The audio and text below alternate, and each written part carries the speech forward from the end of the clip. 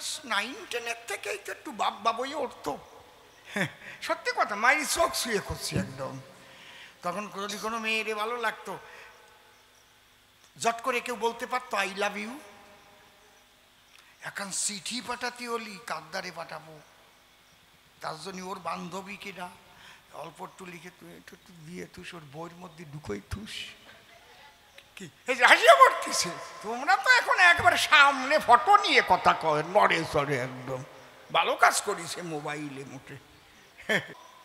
বেদের মেয়ে জোৎস্না পুতুল নাচ না হচ্ছে, আরে নাচিয়ে নাচিয়ে বেশ কায়দা থাকে না, একজন বেশ সুতো দিয়ে নাচায়। আচ্ছা, বেদের মেয়ে জোৎস্নায় আমায় করতে দিয়েছে, আবার বেদের মেয়ে জোৎস্নায় আমায় একা একাই গাতো। মানে শুনতি যে কি মধুর লাগতো। মায়েরা ভাববেন এই লোকটার শুনছি রস আসে, একটা গল্পও কয় না। আমারে ডাক্তারবাবু মানা করেছে, কইয়ে দিয়ে দেবো সত্যি কথা। কইছে বেশি হাস্যরস যে দরকার নাই, এই জন্যই তো আমি থামায় রাখতেছি, মাঝে মাঝে ঠেলিয়ে উঠতেছে। দুই একটা কব তো নাকি, মানে পুতুল নাচ আসছে, আর ওই ওর নাচ না কাজ আছে, মানে সুতো দিয়ে নাচায় তো, মানে হাত খুলিয়ে পড়ে যাবে না আর কি, এরকমটা ভাব। তা ওই ভারী রসের পুতুল নাচ না, বুঝছ? তা ওই প্রধান সাহেব গেছে নাচ না দেখতে। প্রধান যাওয়া মানে সাথে তো আরও সাঙ্গপাঙ্গ আছে, অনেক রকমের সাঙ্গপাঙ্গ থাকে না প্রধানের সাথে, সে তো তোমরা জানোই। কব কি, ওনারা চেয়ার টেয়ারে বসতে গেছে।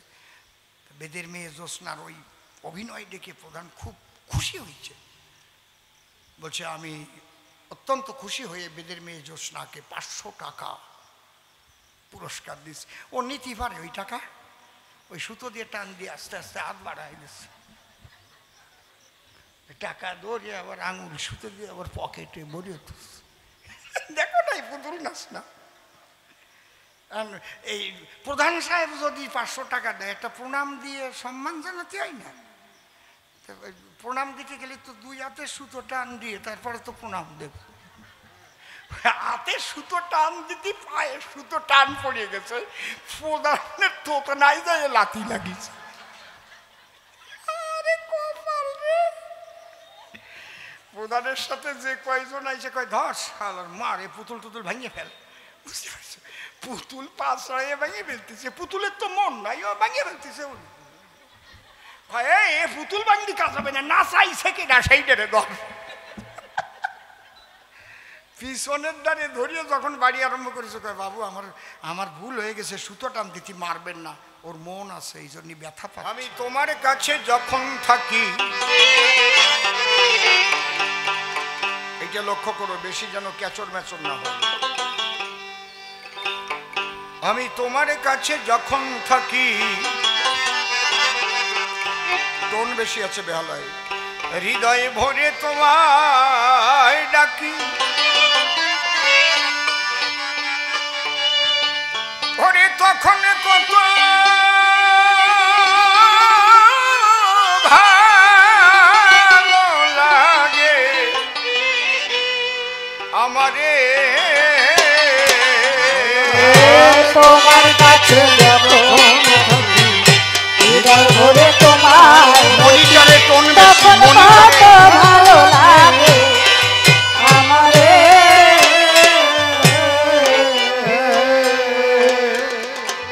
তোমার সুন্দর ভুবন দর্শন সমান, সুন্দর পবন সঞ্চারে সুন্দর ভবন জীবন যৌবন, সুন্দর বন বসন্ত বাহারে তোমার কাছে যখন থাকি, হৃদয় ভরে তোমায় দেখি, তখন কত ভালো লাগে আমারে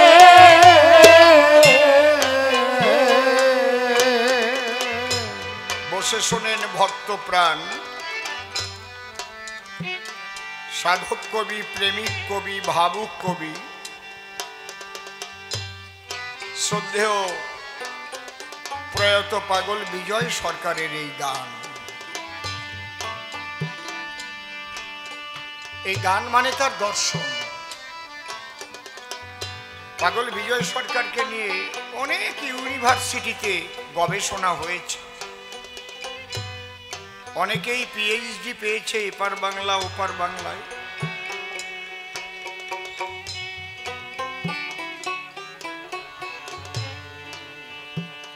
পাগল বিজয় সরকার তার সাধনার দ্বারায় যা উপলব্ধি করেছিলেন সঙ্গীত আকারে তা লিপিবদ্ধ করে আমাদের জন্য রেখে গেছে। তার সঙ্গীতই তার পরিচয়।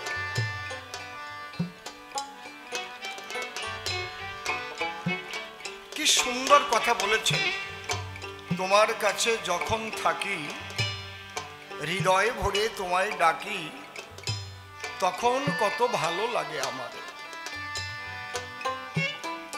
তোমার সুন্দর ভুবন দর্শন শ্রবণ, সুন্দর পবন সঞ্চারে, সুন্দর ভুবন জীবন যৌবন, সুন্দর বন বসন্ত বাহারে। অর্থাৎ যখন আমি তোমার নামে ডুবে থাকি, হৃদয় ভরে যখন তোমার নাম করি। একজন আমাকে বলছিলেন নামের মাহাত্ম্যটা একটু বলবেন। আপনি তো বলেছিলেন। দেখুন, একটা বীজের মাহাত্ম্য কি? তার মধ্যে বৃক্ষ লুকানো আছে। ঠিকমতো পরিবেশ তৈরি হলে অঙ্কুর উদ্গম হয়ে বীজ থেকে দেখবেন উপরের দিকে মাটি ফেটে আস্তে আস্তে বেরিয়ে আসে, তাই না? একটা কাঁঠালের বীজের মধ্যে অত বড় একটা গাছ থাকতে পারে, ভাবা যায়? কাঁঠালের বীজ পিষে ফেললে গাছ পাওয়া যাবে? চিবিয়ে খেলে গাছ পাওয়া যাবে? কিন্তু ওর মধ্যে গাছ আছে। এই জন্য বলছে শাস্ত্রে, নাম কৃষ্ণ চৈতন্য রসবিগ্রহ, পূর্ণ শুদ্ধ নিত্য মুক্ত অভিন্নাত্মা নাম নামিনী। আমার দেহটা যে সত্তা দিয়ে গঠন হয়েছে, স্পার্ম এবং ওভাম, শুক্রাণু এবং ডিম্বাণু, মাতা পিতা, ভাবা যায় ওর মধ্যে পাওয়ারফুল এই অঙ্গ প্রত্যঙ্গগুলো ছিল।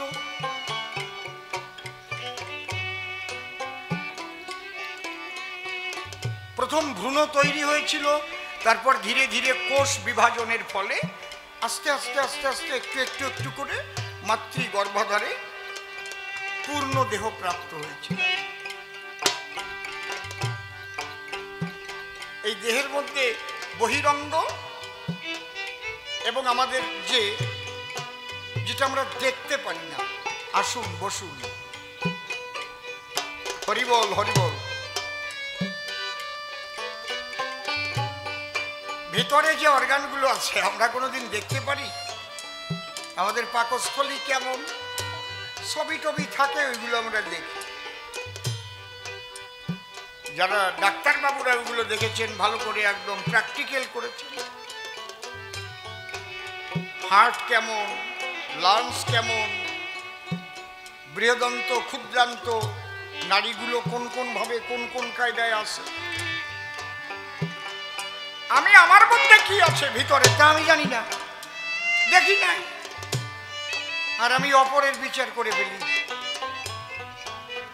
চোখ দিয়ে দেখা যায় কেন, কান দিয়ে দেখা যায় না কেন, নাক দিয়ে গন্ধ নেই কেন, কানে তো গন্ধ নেয় না, জিহ্বা দিয়ে তিক্ত কটু মিষ্টি রস একটু টোন বেশি আছে স্লাইড আস্বাদন করি, অন্যত্র স্পর্শ করলে বুঝতে পারি না। এই যে সৃষ্টি মাহাত্ম্য সব কিন্তু ওই শুক্রাণুর মধ্যেই ছিল, সমস্ত কিছু। ঠিক ওই রকম নামের মধ্যে ঈশ্বর বিরাজ করে। বীজের মধ্যে বৃক্ষ যেমন চোখে না যায় দেখা, নামের মধ্যে আছে তেমন রাধা কৃষ্ণ মূর্তি আঁকা।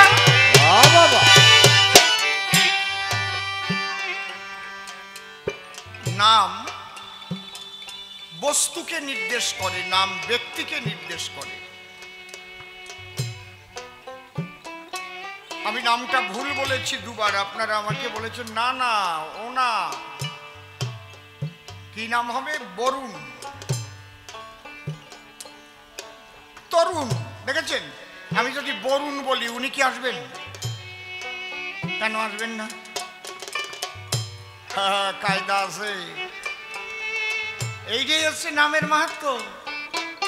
নাম ব্যক্তিকে নির্দেশ করে, নাম বস্তুকে নির্দেশ করে। কোনো বাজারে গিয়ে যদি আমি বলি আমারে সওদা দেন, দোকানদার কি দেবে আপনাকে? বলতে হবে 1 কেজি আলু দিন, 1 কেজি বেগুন দিন, এই যে নাম। 500 উচ্ছে দিন, 200 ভেন্ডি দিন, কাঁচা লঙ্কা।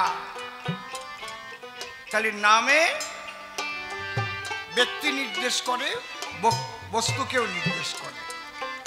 আর হরি নামে হরিকে নির্দেশ করে। হরিবল হরিবল।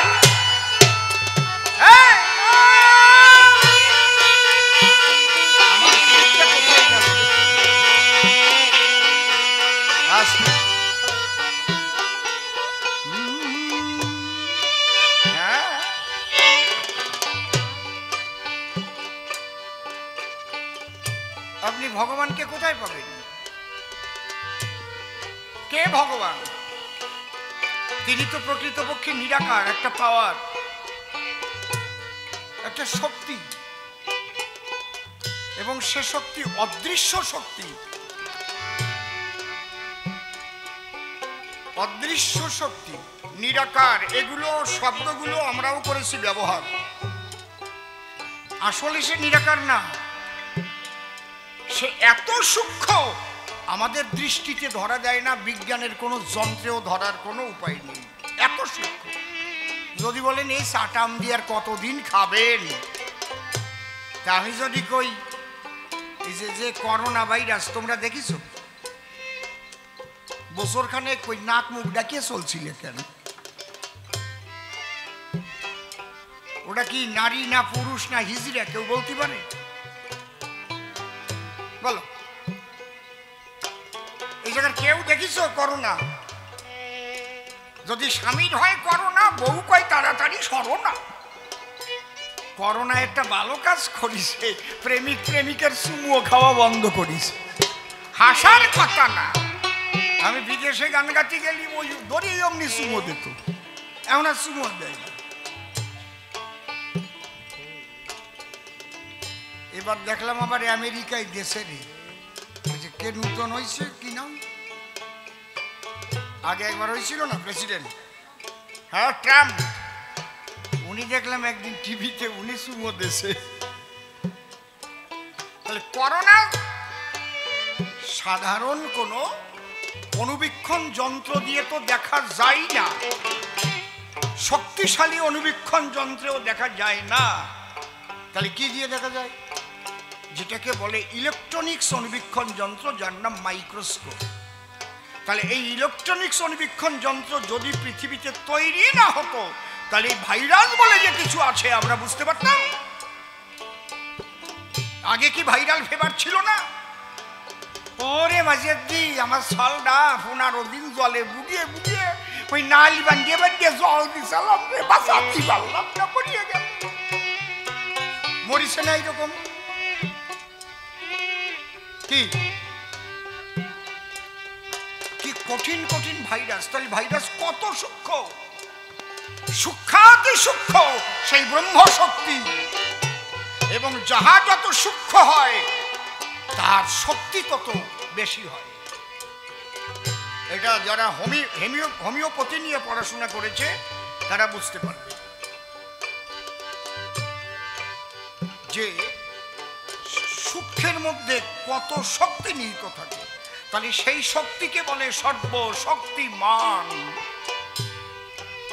সেই সর্বশক্তিমান ঈশ্বর আমরাই তার নাম দিয়েছি, আমরাই তার মূর্তি গড়েছি। তিনি অমূর্ত, তিনি নিরঞ্জন। যদেকং নিষ্কলং ব্রহ্ম বোমাতীত নিরঞ্জনম অপ্রত্যক্ষম অবিজ্ঞং বিনা সম্পত্তি পরিবর্তিত। এই জন্য ব্যাসদেব লিখেছে, চিন্ময়স্য অদ্বিতীয়স্য নিষ্কলুস্য শরীরানি সাধকানাং হিতার্থায় ব্রহ্মানাং রূপকল্পতে। মাটি দিয়ে মূর্তি গড়াই আমরা। যারা এই সাধন ভজন জানে না তারা মূর্তি ভেঙে দিচ্ছে, মন্দির ভেঙে দিচ্ছে।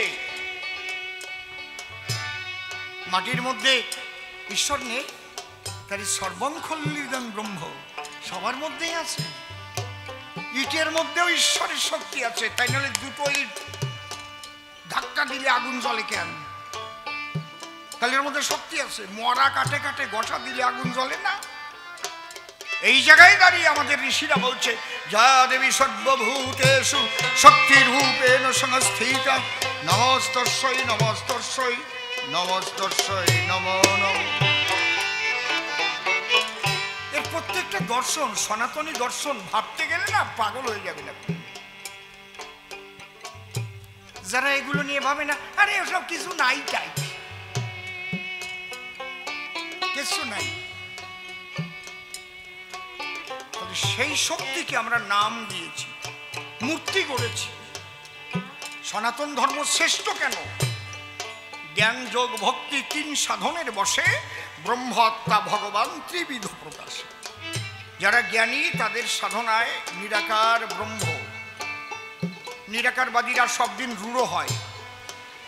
মনে রাখবেন, সে হিন্দু ধর্মের নিরাকারই হোক, আর ইসলাম হোক, আর খ্রিস্টান হোক, নিরাকারবাদীরা অত্যন্ত রূঢ় হবে। আমাদের যারা নিরাকারবাদী সন্ন্যাসীরা আছে না, ওরে বাবা মারাত্মক রাগী। ত্রিশূল ত্রিশূল নিয়ে চলে, তলোয়ার নিয়ে চলে, মেরে দেবে যাকে থাকে। কিন্তু যারা হরিনাম করে, কৃষ্ণ নাম করে, তারা কিন্তু ওই ত্রিশূলও ধরে না। তারা ভক্তিতে প্রেমাশ্রুতে প্লাবিত হয়ে যায়। হরি বল হরি বল হরে কৃষ্ণ হরে কৃষ্ণ কৃষ্ণ কৃষ্ণ হরে রাম হরে রাম রাম রাম হরে হরে। ভক্তিবাদীরা কোমল হয়।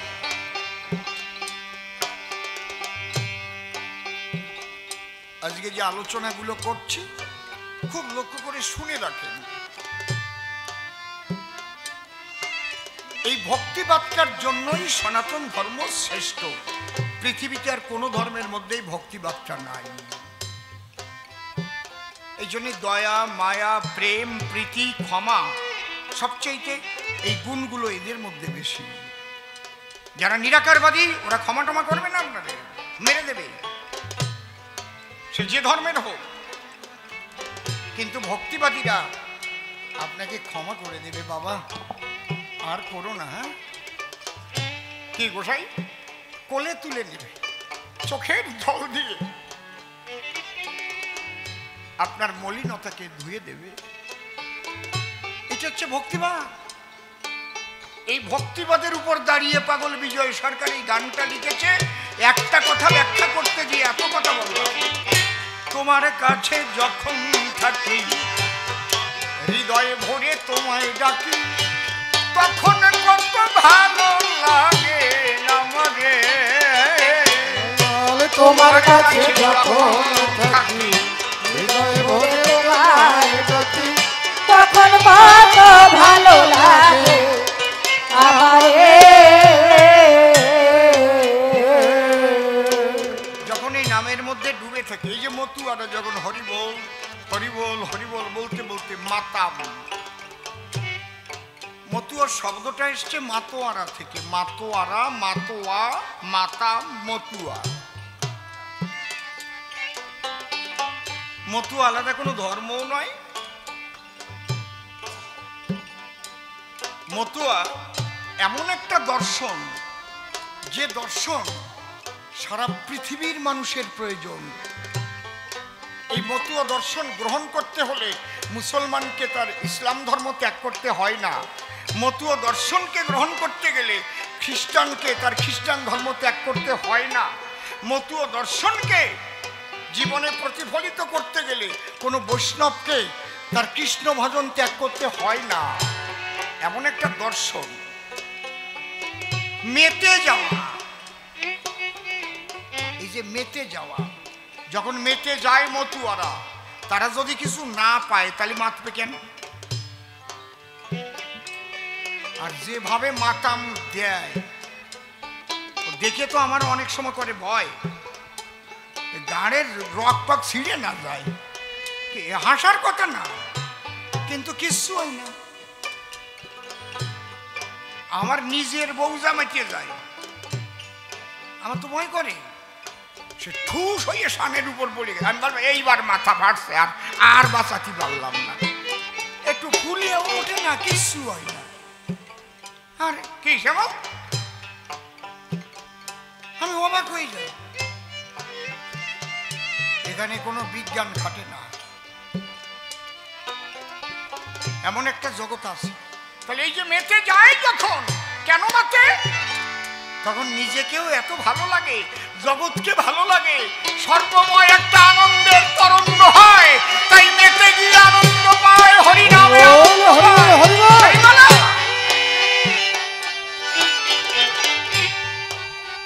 সব আনন্দময় হয়ে যায়। তোমার সুন্দর ভুবন দর্শন সমান, যখন যা দেখে তাই মনে আনন্দময়, হরিব যা দেখে আনন্দময়, জড়িয়ে ধরছে, ধুলাই গড়াগড়ি দিচ্ছে। সুন্দর পবন সঞ্চারে, বিশাল গরম, কোনো ঠান্ডা নাই, ঘামিয়ে সামিয়ে যা হয়ে গেছে, একেবারে আমাকে আঞ্চলিক ভাষা, ঠিক না? তবুও কত ভালো লাগে ভিতরে, সেটা যে নাম না করে সে জানবে না। তোমার সুন্দর ভুবন দর্শন সমান, ভাঙিলে সুন্দর পবন সঞ্চারে, সুন্দর ভবনে জীবন যৌবন, সুন্দর মন বসন্ত বাহারে। তোমার কাছে যখন থাকি, হৃদয় ভরে তোমার ডাকি, তখন কত ভালো লাগে আমারে। তাহলে নামের মধ্যেই তুমি আছো, আর নামের সঙ্গ যখন করি তখনই আমার ভালো লাগে। তোমায় ছেড়ে যখন দূরে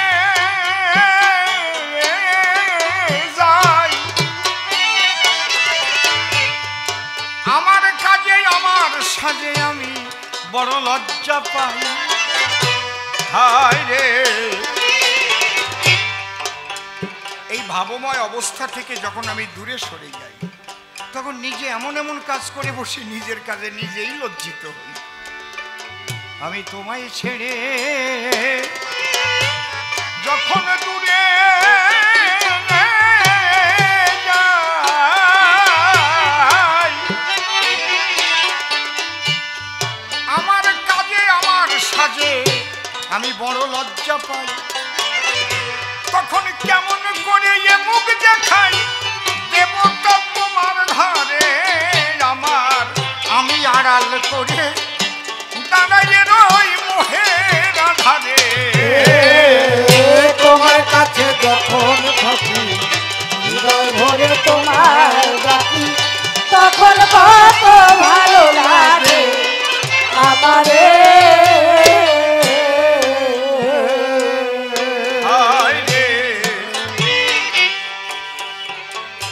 আমি চাহি না যখন তোমার দিকে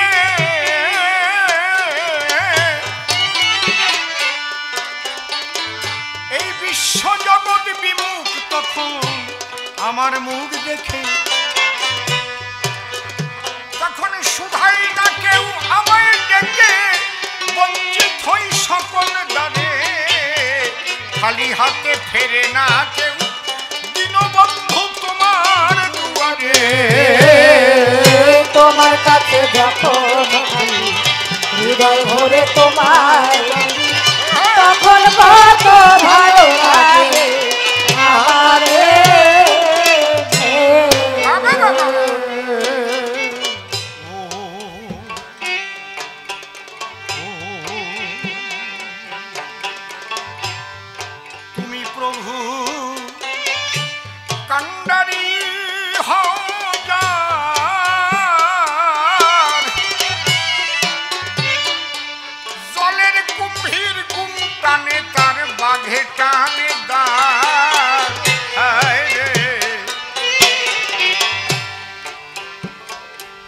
আমি উড়িষ্যা গান গাইতে গিয়ে দেখে এসেছি, হরি গোসার আশ্রম আছে ওখানে, অনেক পুরানো মন্দির, কালী মেলা, তুমিও তো গিয়েছিলে সেখানে।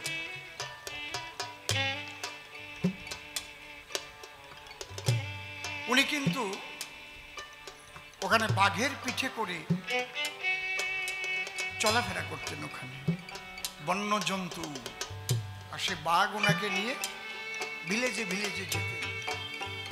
সে বৃদ্ধ মানুষ, বৃদ্ধা মানুষগুলো বলছে এই হরি গোসাই হরি নামের দ্বারাই বনের বাঘকে পোষ মানিয়েছে।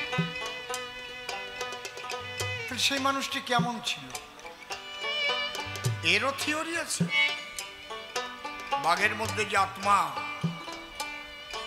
আমার মধ্যেও একটা আত্মা। বাঘের মানসিক অবস্থার পরিবর্তন ঘটে, বলে না সাধু সঙ্গ সর্বশাস্ত্রে কয়, লবমাত্র সাধু সঙ্গ কৃষ্ণ প্রাপ্তি। আমি শ্রী ঠাকুর ভবা পাগলাকে জিজ্ঞেস করেছিলাম, পাগল তখন আমি নাম কীর্তন গাইতাম, আমরা এই খোল করতাল নিয়ে ট্রেনে উঠলে আমাদের ঠেলে ফেলে দিতে চায় অফিস টাইমে, এ আরো 45 বছর আগে, উঠতে দেয় না, হিংসা করে। আমাকে বলছে এই শালা, তোরে হিংসা সেদিন আর কেউ করবে না যেদিন তোর ভিতরে হিংসা থাকবে না। তুইও তো হিংসা করিস, যেদিন তুই পরিপূর্ণ হিংসা শূন্য হয়ে যাবে সেদিন বনের পশুও তোরে হিংসা করবে না।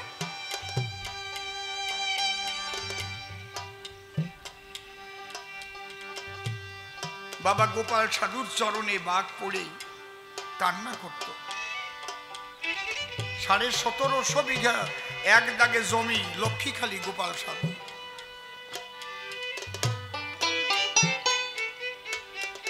সুন্দরবনের বাঘের একটা নিয়ম আছে, ওরা যখন বাচ্চা প্রসব করে তো ওরা কিন্তু তার আগে আগে নদী পাড়ি দিয়ে জনবসতিপূর্ণ এলাকায় চলে আসে। সেখানে যে ধান ক্ষেতগুলো থাকে ওই ক্ষেতের মধ্যে বাচ্চা প্রসব করে। কারণও আছে, কারণ পুরুষ বাঘ যদি জন্ম নেয় ওই বড় বড় বাঘ ওইগুলোকে বাচ্চা অবস্থায় খেয়ে ফেলে, ওদের বড় হতে দেয় না, আর ওখান থেকে কিছুটা বড় করে তারপরে ওদের নিয়ে যায় মা। যাবি তো যা, গোপাল সাধুর ওই পাকা ধান ক্ষেতের ভিতরে বাচ্চা প্রসব করে আসে। আর কৃষকেরা ধান কাটতে গেছে, বাবা বাবা, যখনই ধান কাটতে গেছে দেখে ব্যাপার কি, একটা বড় বাঘ শুয়ে আছে, বেশ খানিকটা ধান সেখানে ভাঙাচোরা হয়ে গেছে। ওরা দেখে আরে বাবা, ধান ক্ষেতের ভিতরে বাচ্চা প্রসব করে রয়্যাল বেঙ্গল টাইগার শুয়ে আছে। ওরা তাড়াতাড়ি দৌড়ে গেছে, সাধু মশাই কি এবার আর আপনার ওই মাঠের ধান গোলায় যাবে না, কারণ ওই বাচ্চা বড় না করে তোর বাঘ যাবে না, আর কেউ ধান কাটতে পারবে না ওখানে। সামান্য একটা গাভী যদি বাচ্চা দেয় ওই গোবৎসের কাছে, তখন কি যাওয়া যায়? হাত দিলে গুঁতো দিতে চায়। একেবারে যে শান্ত গায় সেও কিন্তু বাচ্চার কাছে কেউ যেতে দিতে চায় না। কি মা, সত্যি না? তাহলে বাঘ কি হবে? গোপাল সাধু বলছে তোমরা ক্ষণকাল তিষ্ঠ, একটু অপেক্ষা করো। গোপাল সাধু একখান গামছা পরা আর একখান গামছা গায়ে, একটা আশার মালা গলায়, জয় বাবা গুরু সাহেব। গোপাল সাধু এই বাঘের দিকে যাচ্ছে, সবাই মানা করছে সাধু বাবা বাঘের কাছে যাবেন না বাবা, কারণ বাঘ বাচ্চা হলে প্রচন্ড ক্ষুব্ধ হয়ে যায়, বাঘের কাছে অন্য কোন রকম কেরামতি চলে না। গোপাল সাধু হাঁটতে হাঁটতে বাঘের কাছে গিয়ে দাঁড়িয়েছে। মা বাঘকে বলছে, মা তুই এখানে থাকলে তো কৃষকেরা ধান কাটতে পারবে না।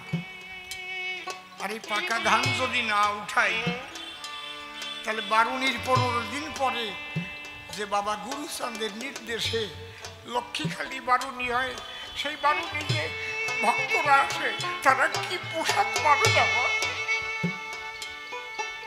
গোপাল সাধু কাঁদছে, করজোড়ে বাঘের কাছে প্রার্থনা করছে। বাঘ ঢালুমাল করে গোপাল সাধুর দিকে তাকাচ্ছে, আর ওই বাঘের চোখ দিয়ে জল পড়ছে। বাঘ গিয়ে গোপাল সাধুর পায়ে মাথা ঘষছে। বাঘ মনে মনে ভাবছে, আমার পশু জনম সফল হলো, আজ পশু হয়ে আজ সাধুর পরশ পেলাম।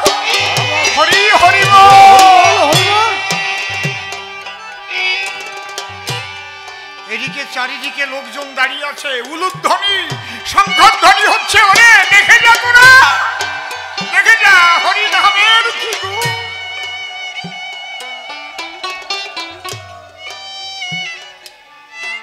গোপাল সাধু বললেন, মা আমার তো আরো জমি আছে, বাচ্চা নিয়ে সেখানে যাও মা, পাকা ধানগুলো কাটতে যাও।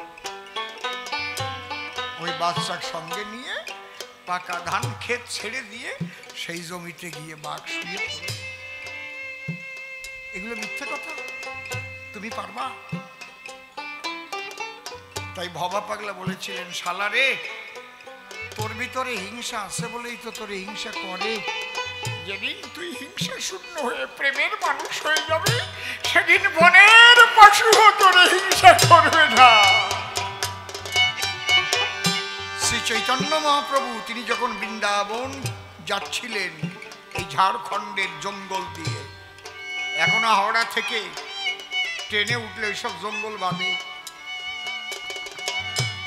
শাস্ত্রে লেখা ঝাড়ি খণ্ড অর্থাৎ ঝাড়খণ্ড, সেখানে বাঘ, সিংহ, হাতি, কত বন্য পশু। সঙ্গে ছিল কে? বলভদ্র ভট্টাচার্য। ও তো ভয় পেয়ে গাছের ডালে গিয়ে লুকিয়েছে। আর মহাপ্রভু হা কৃষ্ণ বলে বাঘের গায়ে দিয়েছে পা তুলে। মহাপ্রভুর পরশ পেয়ে বাঘ দু পা তুলে সেও নৃত্য করছে। আর আশপাশ থেকে সিংহ, হাতি এসে সবাই প্রেম আলিঙ্গন করে মহাপ্রভুর সঙ্গে হরিনামে মাথা।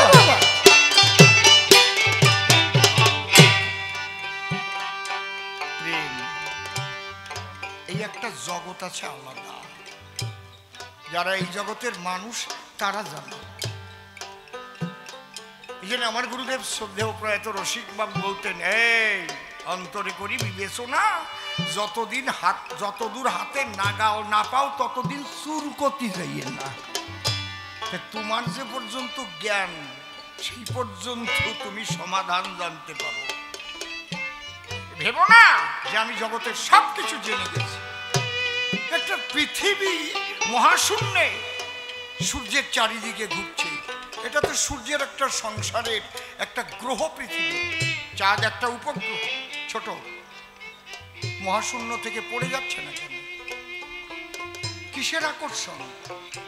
অনন্ত গ্রহ নক্ষত্র, অনন্ত চন্দ্র সূর্য এই মহাশূন্যে অবস্থিত।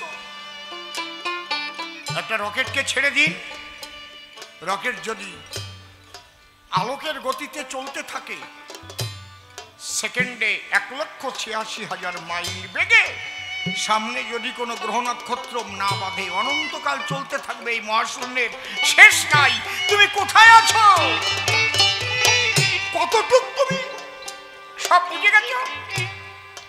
ঈশ্বর নাই, শক্তি নাই, আল্লাহ নাই, ভগবান নাই, কিচ্ছু নাই। এটা একটা মতবাদ তৈরি হয়েছে, একে বলে নাস্তিকবাদ। যারা দর্শন নিয়ে পড়াশোনা করেছে, দর্শনের মেইন পার্ট হচ্ছে লজিক।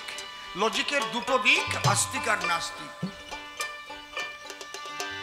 ভেরি ইন্টারেস্টিং, পড়তে এত ভালো লাগে নাস্তিকবাদী আর আস্তিকবাদী দর্শন। তাই পাগল বিজয় সরকার তিনি ছিলেন প্রকৃত ভক্ত। তাকে আপনি মতুয়া বললে মতুয়া, বৈষ্ণব বললে বৈষ্ণব, শাক্ত বললে শাক্ত, অর্থাৎ সে প্রকৃত ভক্ত, তার কাছে আর বিবেক থাকে না। মা কালীর সঙ্গে কথা বলতে, মাটির কালী তার কথা শুনতে।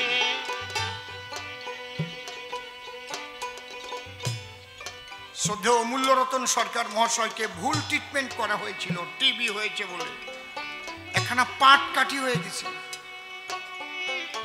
জুয়েলি মনে আছে কি চেহারা হয়েছিল অমূল্য বাবুর একেবারে? সেই সময় তোর শ্বশুর বাড়িতে নিয়ে গেছিলাম ধরে ধরে। সেই অমূল্য বাবুর সংবাদ শুনে উনি চলে এলেন ওপার বাংলা থেকে। হ্যাঁ, অমূল্য মারা যাবে। তখন অমূল্য বাবু বিছানায় শুয়ে থাকে, মুখ দিয়ে মাছি যায় আর আসে, হাড় আছে একখান। ওই ঘরে কেউ ঢোকে না। ছোট মা একটু ভাত গুলে গুলে দিয়ে চামচ দিয়ে দেয়। পাগল বিজয় সরকার গিয়ে বিছানায় বসলেন। এ অমূল্য, কি হয়েছে? কথা বলতেও পারে না, দুই চোখের জল ছেড়ে। পাগল বিজয় সরকার বললেন, ভয় নাই। আর উনি যেখানে, ওনাকে যেখানে রাখা হয়েছে মাথার কাছেই মা কালীর মূর্তি আছে, ভয় নাই, তুই তো মার কোলেই আছিস। অমূল্যবাবু আমাকে নিজে বলেছেন যে 3টে রাত পাগল বিজয় সরকার ঘুমাই নাই, দিনেও না রাত্রিও না। ঝগড়া করেছে মায়ের সঙ্গে, আমার অমূল্যকে নিতে দেব না। একদম যেমন ঝগড়া করে মানুষে মানুষে, তুমি বলছো নিয়ে যাবে, নিয়ে যাবে, আমাকে নিয়ে যাও।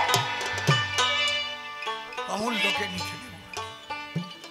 কয় 3 রাত পরে ভোরবেলা বলে, অমূল্য মা এবার তোরে রাখিয়ে গেল, কি কি ওষুধ আছে, ওই ঝুড়ির মতো টিভির, সব টিভির ট্যাবলেট, ওই একসঙ্গে পাগল বিজয় সরকার সমস্ত ট্যাবলেট ক্যাপসুল যা ছিল খুলে খাইয়ে সব কয়টা খেয়ে ফেলছে পাগল বিজয় সরকার। তাই যা আর ভয় না। পাগল বিজয় সরকার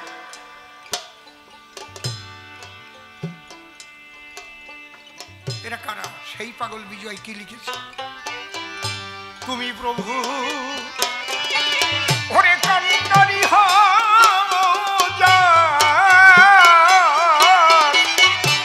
জলের কুম্ভীর গুণ টানে তার বাঘে টানে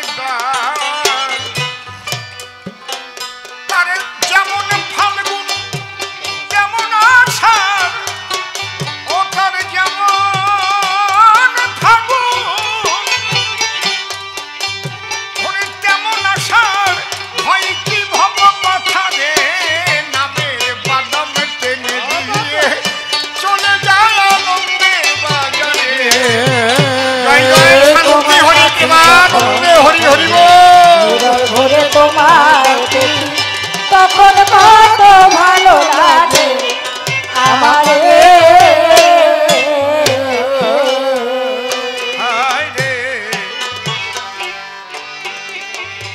পাগলে বিজয় বলে, হে পরাণ প্রিয়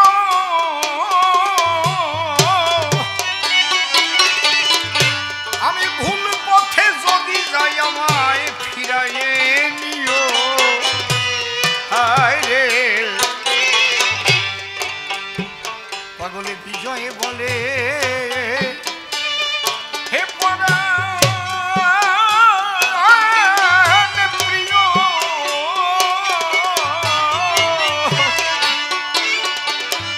আমি ভুল পথে যদি যাই আমায় ফিরাইয়ে নিও। তোমার চরণের তলে বসতে দিল, ফিরাইও নাই আমারে জীবনে মরণে যেন যেন ভুলে না যাই তোমারে।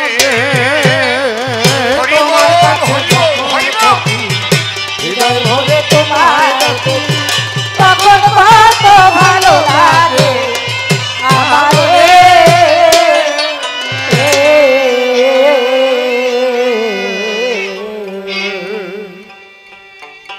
ঠাকুর ভব পাগলার যুগল পদ্ম হৃৎপদ্মে করে আরাধ্য শুদ্ধ চিত্তে প্রণতি জানাই। সাধুগুরু বৈষ্ণব হেরি আর যত পুরুষ নারী আমার ভক্তিপূর্ণ প্রণাম গ্রহণ করিবেন সবাই। মানুষকে প্রণাম দিলে সে প্রণাম ঈশ্বরে মিলে, সর্বশাস্ত্রে তাহার প্রমাণ পাই। কবি চণ্ডীদাস যিনি উচ্চকণ্ঠে বলেছেন, তিনি সবার উপর মানুষ সত্য, তাহার উপর নাই।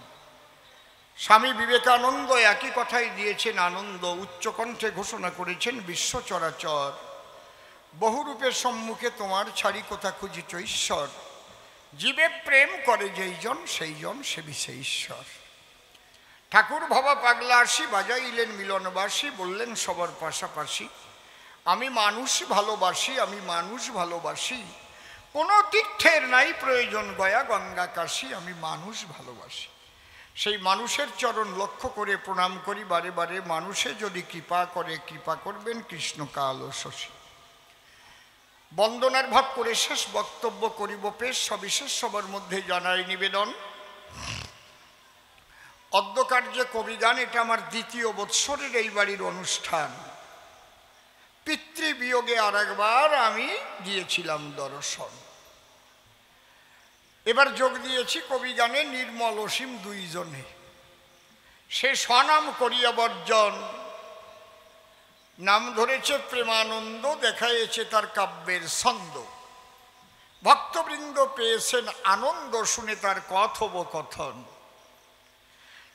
শ্রবণে শুনেছি আমি, আমার নাম দিয়েছে রাধা বিনোদ গোস্বামী।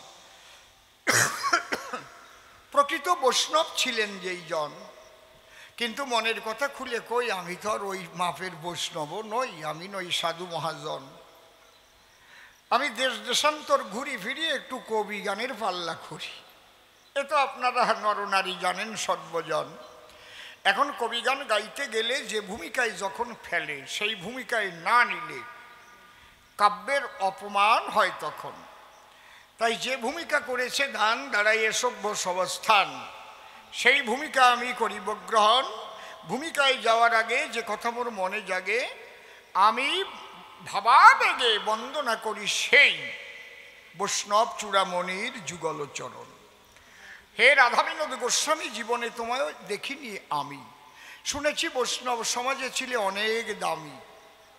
আজ তোমার ভূমিকায় করিব হরিনাম সংকীর্তন, তুমি কৃপা করে বসো আমার হৃদয় মন্দিরে, তোমার কথা আমার এ অধরে তুমি করো আলাপন। আমি তার উপরে দিলাম ভার, তারে করলাম কর্ণধার, কাব্য সিন্ধু হব পার, অন্তরের একান্ত আকিঞ্চন। এইবার অসীম সরকার নামটি ছাড়ি, রাধা বিনোদ নামটি ধরি, কবির পাল্লা করবার তরে সভাপরি দাঁড়ালাম এখন।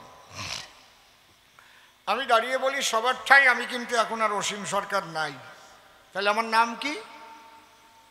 রাধা বিনোদ গোস্বামী। আর বিপক্ষের কবি যিনি শ্যামানন্দ পরিব্রাজক হয়ে তিনি প্রশ্নপত্র করে গেছে দান, তিনখানা প্রশ্ন করে গিয়েছে সে এই আসরে, এই বার্তা ধরে ধরে দেব সমাধান।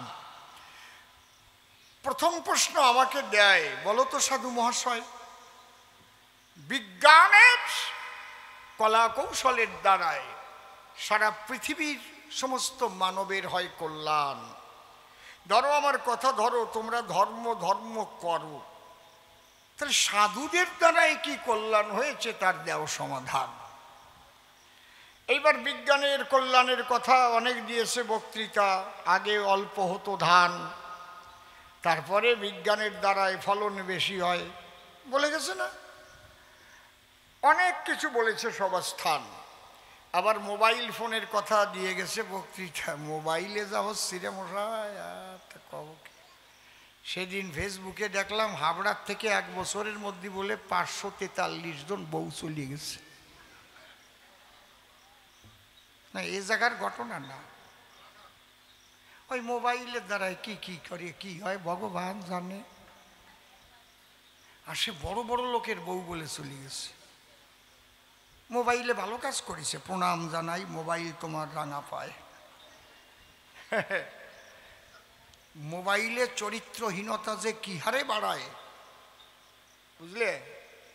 এর চাইতে আগে চিঠিপত্র কত ভালো ছিল, কারণ ডাক বিভাগের পোস্টমাস্টার আসলেই ভাবতাম, মনের মানুষ যদি থাকতো দূরে, পোস্টমাস্টার দেখলে পরে কোনো চিঠি পাঠাইছে নাকি আমারে।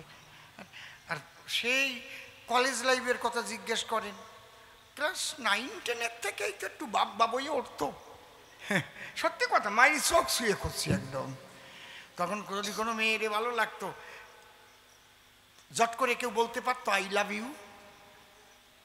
এখন চিঠি পাঠাতে হলি কাদ্দারে পাঠাবো, তার জন্য ওর বান্ধবী কিনা অল্প একটু লিখে তুই একটু দিয়ে তুস, ওর বইয়ের মধ্যে ঢুকোই থুস। কি হাসিয়ে পড়তেছে? তোমরা তো এখন একবার সামনে ফটো নিয়ে কথা কয়, নড়ে চড়ে একদম। ভালো কাজ করিছে মোবাইলে মোটে। বাড়িয়ে গেছে লাভ ম্যারেজ, ওটা হচ্ছে লোকসানের গ্যারেজ। যত হচ্ছে তত কি হচ্ছে, বিবাহ বিচ্ছেদ দেখা দিচ্ছে। এই জন্য আমি বলবো না যে বৈজ্ঞানিক যারা খারাপ কাজ করেছে, তারা বিজ্ঞানের দ্বারা মানুষের করেছে প্রভূত কল্যাণ। কিন্তু কি বলবো আপনাদের কাছে, মানুষের মনুষ্যত্ব যে নষ্ট হয়ে গেছে তার জন্য দোষী নয় বিজ্ঞান, বৈজ্ঞানিকরাও দোষী নয়, আর বিজ্ঞানের আবিষ্কারও দোষী নয়। আমাদের ব্যবহারিক জীবন খারাপ হয়ে যায় বলে মানুষ যায় রসাতলে। এই ব্যবহারিক জীবনকে সুন্দর করতে গেলে সাধু সঙ্গ না হলে হয় না মহাশয়। হরিবল হরিবল। এবার তুমি যখন মতু হতে যাবে, তোমার দ্বাদশ আজ্ঞা পালন করতে হবে। মানে কয়জন পালন করে তা আমি জানিও না, আমি খবর নিয়ে কাজ কি আমার। চুল টুল রেখে মালা টালা নিয়ে ঝাঁকি ঝুঁকি তো দেয়। প্রথমে দুটো মাত্র, বা 12টা লাগবে না, দুটো বাণী পালন করো। সদা সত্য কথা কহিবে, মাতা পিতাকে ভক্তি করিবে, যাও। 10টা বাদ দিলাম, পারবা? সত্য রূপং পরম ব্রহ্ম, সত্য হি পরমন্তপ, সত্য মূলা ক্রিয়া সর্বা, সত্যাৎপরতর নহি। সত্যের উপরে আর কোনো সাধনা নাই। সাধন ভজন করতে গেলে বসে শোনেন জ্ঞানী দলে, আগে নিজের বাক্য ব্রহ্মটাকে সত্য করা চাই। এত সোজা নাকি? হরিচাঁদ ঠাকুরের কাছে ভেলারাম পাগল গেছে। যে ভেলারাম পাগলের বিটে এখনো কাটোর বাড়ি আছে গোপালগঞ্জের পাশে। কাটোর বাড়ি নাম শুনছেন? কেটাকে ডাক তোলেন তো দেই, না শুনে তো পারে না এই জায়গার মানুষ। একজন পালাম, কাটোর বাড়ি চেনেন তো? ভেলারাম পাগলের ভিটে। তুমিও চেনো, জানো? তুমি আবার কোন কায়দায় জানো? ওই ভেলারাম পাগল হরিচাঁদের কাছে গেছে। ও ঠাকুর, কি? সবাই কয় হরিচাঁদ ঠাকুর যা কয় তাই হয়ে যায়, তুমি যা কও বাক্য সত্য, তোমার কি করি হলো? হরিচাঁদ বলে, ভেলা, আজকের থেকে মুখের থেকে মনের থেকে মিথ্যাকে ঝেড়ে ফেলা, বাক্য সিদ্ধ হবি তুই ফেলা। পাইয়ে গেছি বলে নাচানাচি আরম্ভ করলো। ফেলা বললো, আর দরকার নেই, পাইয়ে গেছি। সেই ভেলারাম পাগল বাক্য সিদ্ধ মহাপুরুষ ছিল। একবার গোপালগঞ্জে তাকে যেভাবে মুসলমানরা অত্যাচার করলো, তখন ভেলারাম পাগল ব্যথা পেয়েছিল, এবং ব্যথা পেয়ে কি বলেছিল জানেন? সন্তদের করি মানা, এই গোপালগঞ্জের চিনি কাটোর বাড়ি বিটাই কেউ দিলি তা পিঁপড়েও খাবে না। অনেকে পরীক্ষা করেছে, চুপ করে এক টোপলা নিয়ে গেছে, সব চিনি পিঁপড়ায় ধরিছে, ওই টোপলার কাছে পিঁপড়ে যায় নাই। বাক্য এরে কয় মতু বাবা।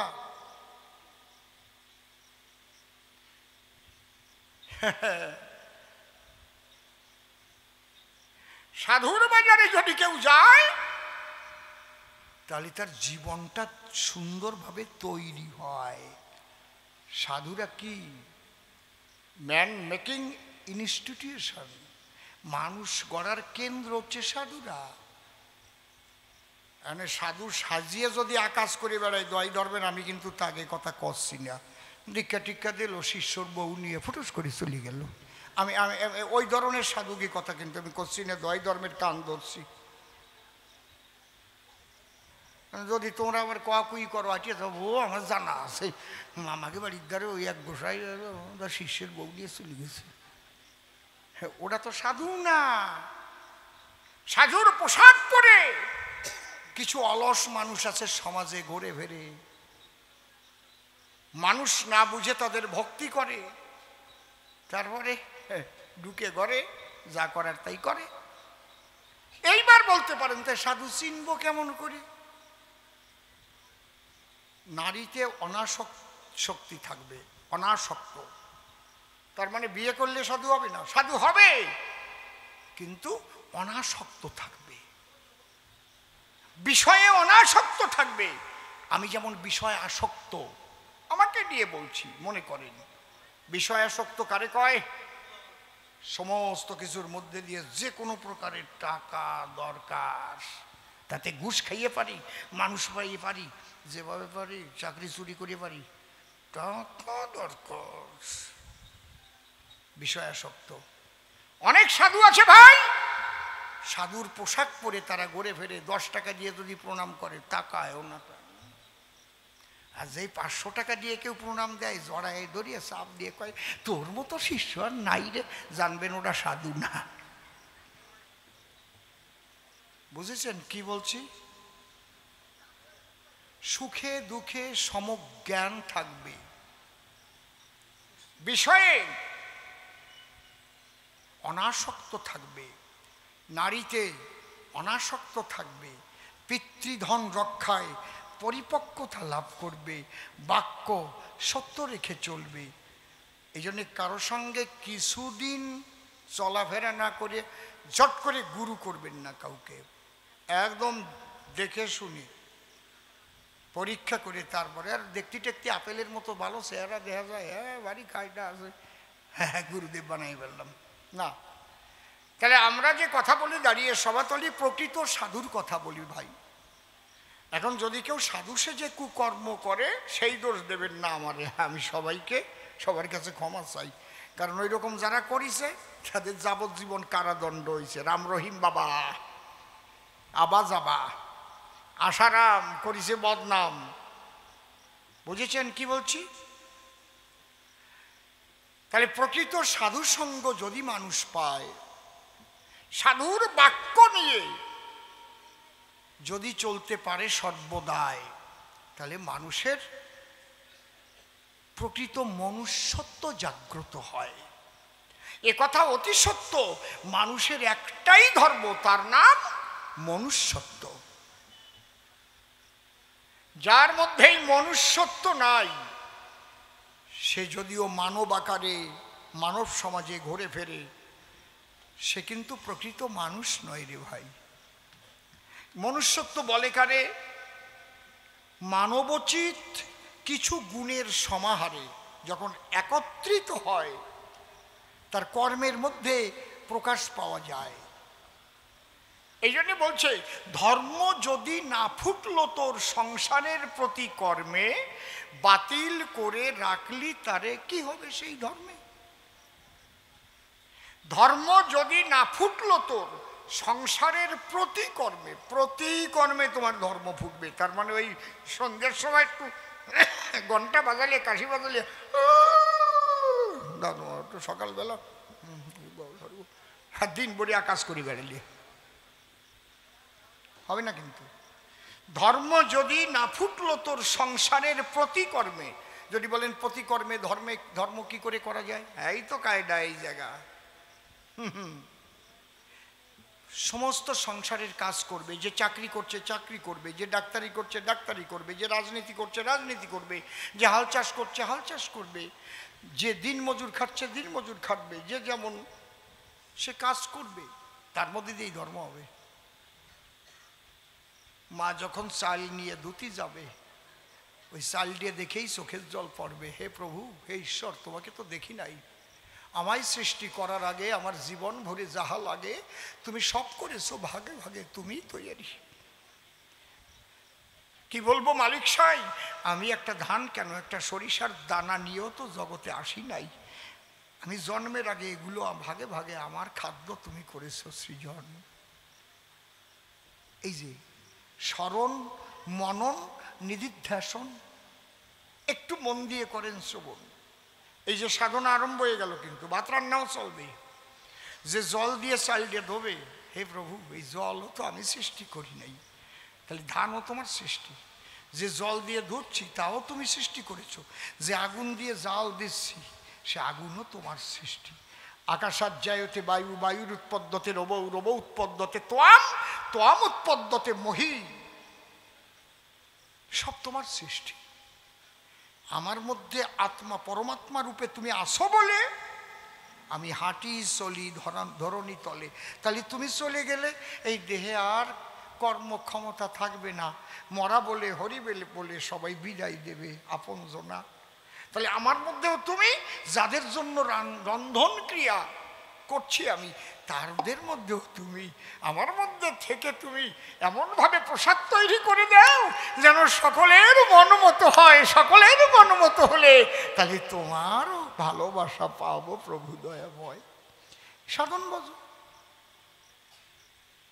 ধর্ম যদি না ফুটলো তোর সংসারের প্রতি কর্মে, বাতিল করে রাখলি তারে, কি হবে সেই ধর্মে? পুরুষ যদি নারীকে না দেয় সম্মান, হরি বলো কৃষ্ণ বলো, কাজ হবে কেন? নারী পুরুষ উভয়ের মিলনের দ্বারায় এই বিশ্ব সুন্দর হয়। তাই না নজরুল লিখতো নাকি? কি লিখেছে? নর বহে হল, নারী বহে জল, সেই জল মাটি মিশে সফল হইয়া ফলিয়া উঠিল সোনারি ধারের শীষে। নারীর বিরহে নারীর মিলনে কবি পেল, নর পেল কবি প্রাণ, যত কথা তার হইল কবিতা, শব্দ হইল গান। ভেবেছ নর নারী শুধু মিটায় কামের ক্ষুধা, তুমি দিলে প্রেমের অর্ঘ্য, তোমায় দিত সুধা। ভালোবেসেছ নারীকে, পদদলিত করেছ, অসম্মান করেছ, ও তো মাতৃজাতি। ওই গর্ভ থেকে আমরা যাকে বলি বিশ্বপতি, তিনিও তো ওই গর্ভ থেকে প্রসব হয়েছেন গো। সে বায়ু গর্ভে আসুক আর যাই করুক, মা বলে তাকে সম্বোধন করেছে, সম্মান করেছে। স্ত্রী রূপে তোমার ঘরে সেই জগদম্বাই বিরাজ করে, সম্মান করেছো তারে, প্রণাম করেছো একদিন, মানুষের সামনে নয়, গোপনে। সাধন ভজন গোপনে, আপন ভজন কথা না কহিও, যথা তথা আপনা আপনি হইও সাবধান। হ্যাঁ, আমাকে সংসার কিরম বাড়িয়ে গেলি, ওরে মাগি তোরে দে বানি দেশ কেনে, এ কই কি লারব কি বাংলারটা দিছি, কিন্তু এরকম করে না গ্রামের মানুষ। আবার দেখবেন মাতা মোদায় হরি বল বাড়িতে, আবার কিলো কিলো আরম্ভ হয়ে গেল। কি ডাক্তারবাবু করে না এরকম কত বাড়ি? কি খারাপ কথা কলাম নি, কথা কও না কেন? মদ খাইয়া রাত 11টার সময় ডুলতে ডুলতে। ভালোবাসার ফসল আলাদা। আরে আমি দেখেছি নিজে অসীম সরকার, আমার মা বাবার ভালোবাসার কোনো ব্রেক ছিল না। তাহলে বুড়ো হয়ে গেছিল, একেবারে বুড়ো বুড়ি, তাও একজনকে ছাড়তে পারে না। সে যে কি ভালোবাসা, এই জন্য নিজেরই দেখে ভাবি আরে ভালোবাসার ফসল আমি। হাসার কথা না, এমনি বিয়ে করলি তো এক বিছানায় শয়, বাসর ঘরে যায়, ছেলে মেয়ে হয়, ও তো প্রাকৃতিক নিয়ম। কিন্তু ভালোবাসার ফসল আলাদা। হরিবল হরিবল। একটা সন্তান যদি সমাজে ভালো হয়, কোটি কোটি মানুষ তার দ্বারা উদ্ধার হয়ে যায়, মানুষ আনন্দ পায়, শান্তি পায়। তাহলে সংসারটা কি জিনিস ভাবতে পারছেন? এর মূল্যবোধটা জাগান আগে। এই জায়গায় ভগবান জন্ম নেয়, এই জায়গায় সাধু আসে। ঠাকুর বাবা পাগলার গান আছে, মানুষই দেবতা হয়, হয় অবতার, ভবা কহে চোখ মেলে চেয়ে দেখো না, বারে বারে আর আশা হবে না। এগুলো বিজ্ঞানের কোনো সাবজেক্ট বলতেছি নাকি আমি এখন?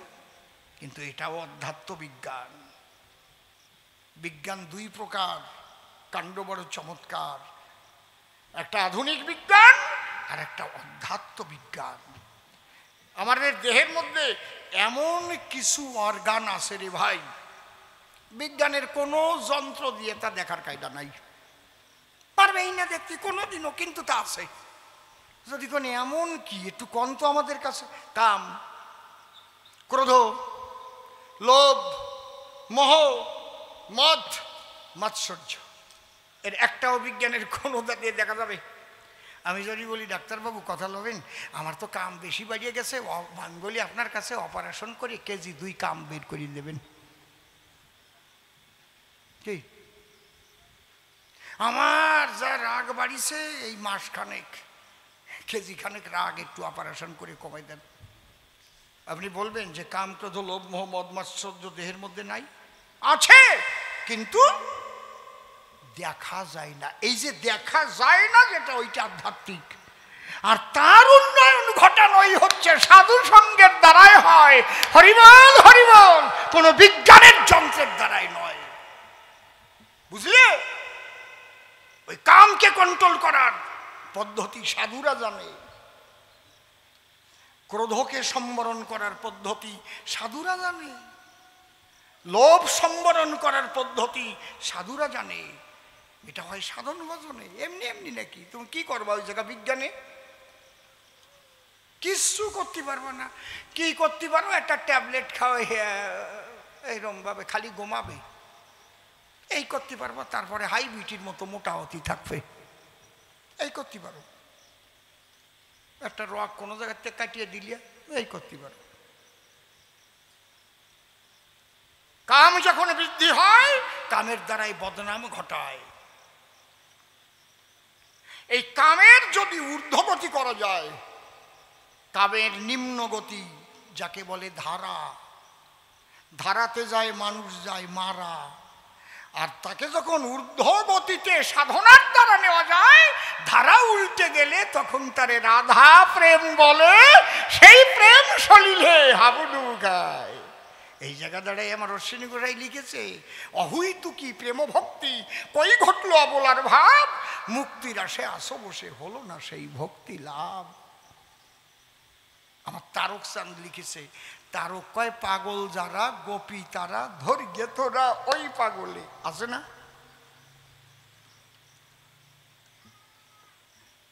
আমার কথার দিকে রাখেন নিরিখ, এইটাকে বলে আধ্যাত্মিক। আপনার চোখে তো দেখতে পারবেনই না, বিজ্ঞানের কোনো দিন কোনো যন্ত্রের দ্বারা এগুলো ধরা পড়বে না। মন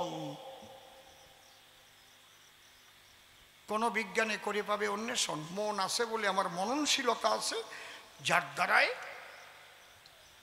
নূতন নূতন সৃষ্টি হচ্ছে। মন নাই কার? এই যে ফটো, এ চোখের সামনে, ওনারে প্রণাম করলেও কিছু কমে না, নেই আশীর্বাদও দেবে না, নেই হাত খান বাড়াইও দেবে না, নেই ফটো হয়ে গেছে। পুতুল, মন নাই। পুতুল নাচ না আগে তো এই বগুলোর দিকেই ছিল, এখন আছে সেই পুতুল নাচটার দল।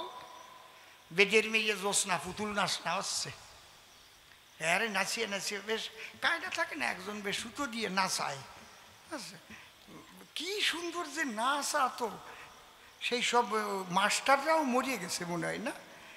মানে একই মাস্টার পুরুষের গলায় নারীর গলায় গান গাত, ঠিক না? বেদের মেয়ে জোৎস্নায় আমায় করতে দিয়েছে, আবার বেদের মেয়ে জোৎস্নায় আমায় একা একাই গাত। মানে শুনতে যে কি মধুর লাগতো। মায়েরা ভাববেন এই লোকটার শুনছি রস আসে, একটা গল্পও কয় না।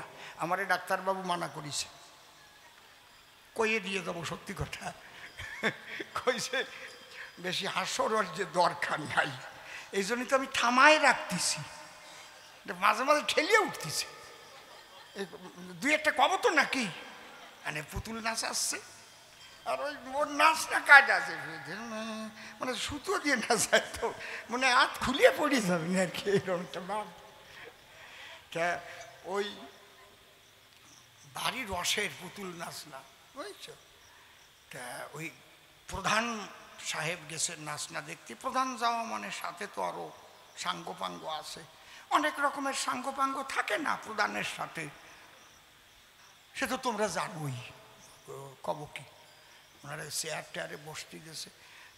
বেদের মেয়ে জোৎস্নার ওই অভিনয় দেখে প্রধান খুব খুশি হয়েছে, বলছে আমি অত্যন্ত খুশি হয়ে বেদের মেয়ে জোৎস্নাকে 500 টাকা পুরস্কার দিচ্ছে। ও নীতি পারে ওই টাকা, ওই সুতো দিয়ে টান দিয়ে আস্তে আস্তে হাত বাড়াই দিচ্ছে, টাকা ধরে আবার আঙুল সুতো দিয়ে আবার পকেটে ভরিয়ে তুলছে। দেখো না এই পুতুল নাচ না? এই প্রধান সাহেব যদি 500 টাকা দেয়, একটা প্রণাম দিয়ে সম্মান জানাতে হয় না? প্রণাম দিতে গেলে তো দুই হাতে সুতো টান দিয়ে তারপরে তো প্রণাম দেব। হাতে সুতো টান দিতে পায়ে সুতো টান পড়ে গেছে, প্রধানের তো নাই যায় লাথি লাগিয়েছে। আরে কপাল রে! প্রধানের সাথে যে কয়জন আইসে কয় ধস আর মারে পুতুল টুতুল ভাঙিয়ে ফেল। বুঝতে পারছো? পুতুল পাঁচ ছড়াইয়ে ভাঙিয়ে ফেলতেছে, পুতুলের তো মন নাই, ও ভাঙিয়ে ফেলতেছে। এ পুতুল ভাঙলি কাজ হবে না, না চাইছে কিনা সেইটারে ধর। পিছনের দ্বারে ধরিয়ে যখন বাড়ি আরম্ভ করেছে, কয় বাবু আমার ভুল হয়ে গেছে, সুতো টান দিতে মারবেন না, ওর মন আছে এই জন্য ব্যথা পাচ্ছে। পুতুলির মন নাই, ওরে ভাঙিয়ে ফেললিও কিছু কর ক্ষমতা নাই। কোন বৈজ্ঞানিক মন দেখাতে পারে? কি কথা কও না কেন?